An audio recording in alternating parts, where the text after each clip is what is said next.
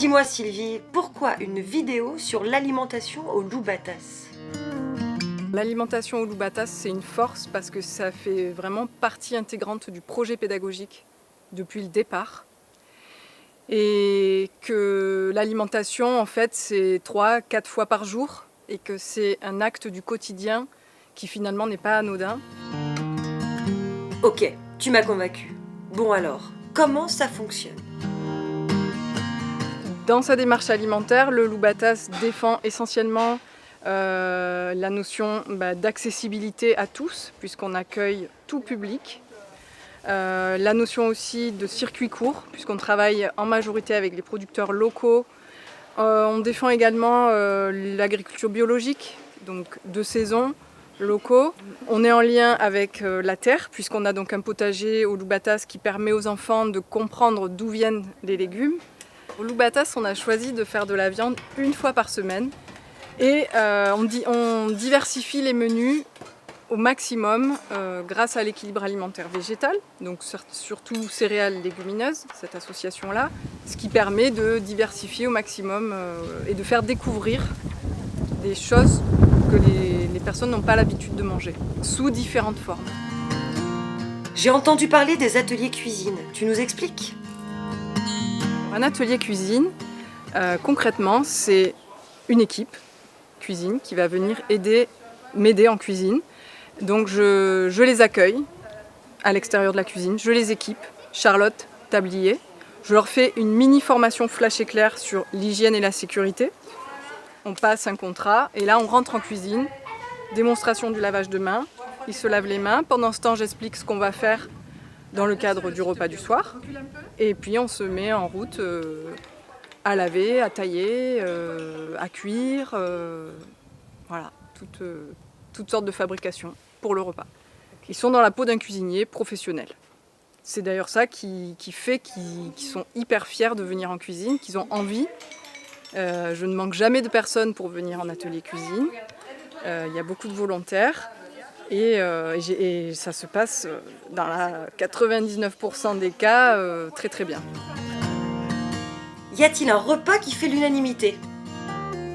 Les soirées pizza, c'est vraiment un grand moment fort de chaque séjour pour les groupes qui viennent au loup batasse, parce que c'est l'occasion de mettre la main à la pâte, de goûter des pizzas au feu de bois en direct, et aussi de se rapprocher, d'être vraiment sur une autre forme de repas, une convivialité différente. En parlant de ça, est-ce que l'on mange toujours à table au loup batasse?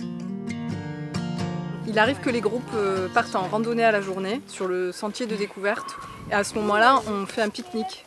Alors le pique-nique, il est composé d'une salade, d'un fromage avec du pain, d'un fruit à croquer, parfois d'un carreau de chocolat ou d'un moelleux au chocolat selon le temps que j'ai eu pour élaborer le pique-nique.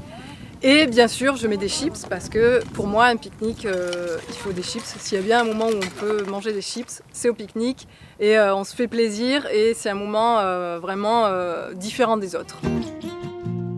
Ça veut dire que je peux avoir des chocs à pic au petit déjeuner alors?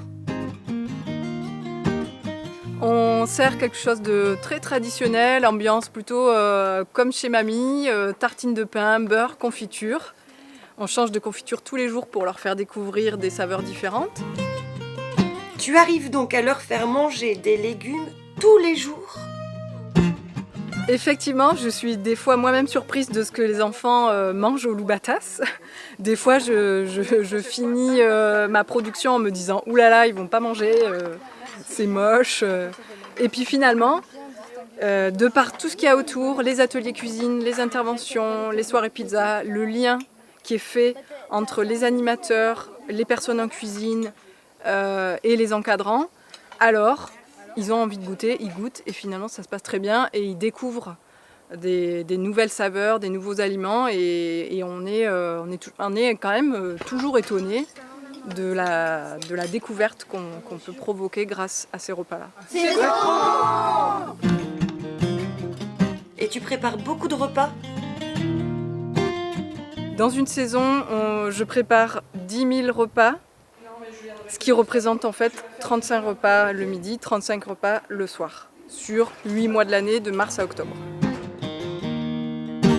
10 000 repas, ça doit faire beaucoup de déchets tout ça.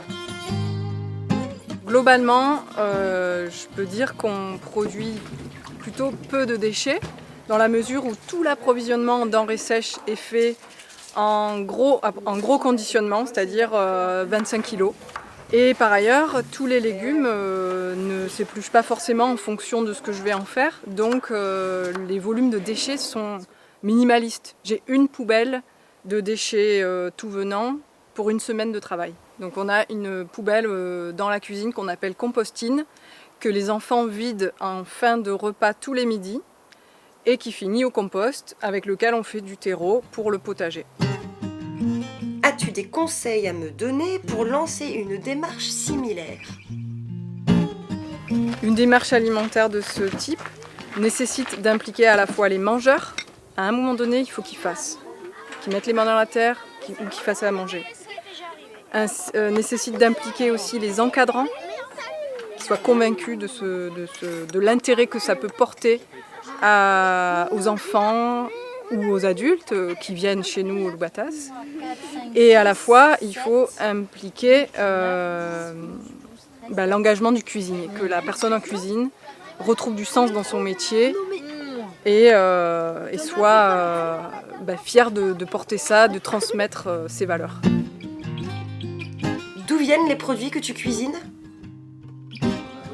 La relation avec les fournisseurs est très étroite parce que je vais les voir.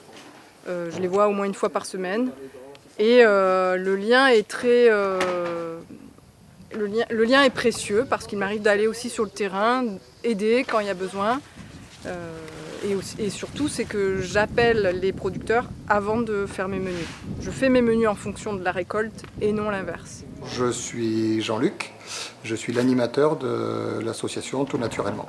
C'est une association qui rassemble des producteurs et des consommateurs et qui propose des fruits et des légumes, qui propose toutes sortes de produits alimentaires, voire non alimentaires, comme les produits d'entretien par exemple, tout au long de l'année à ses adhérents, en les faisant provenir de producteurs qu'on connaît, avec qui on travaille, qui sont locaux et qui pour la plupart sont bio. Alors ça dépend des périodes de l'année, mais en saison, c'est à peu près toutes les semaines que le Loubatas me passe une commande pour sa cuisine. C'est une très bonne chose qu'il puisse y avoir ce partenariat entre deux associations locales qui s'entraident.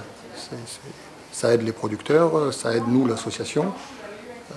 Vous, ça vous permet de sourcer, comme on dit maintenant, vos produits. Donc voilà, je pense que c'est gagnant-gagnant. Alors c'est vraiment possible de bien manger. Mais ça doit coûter cher.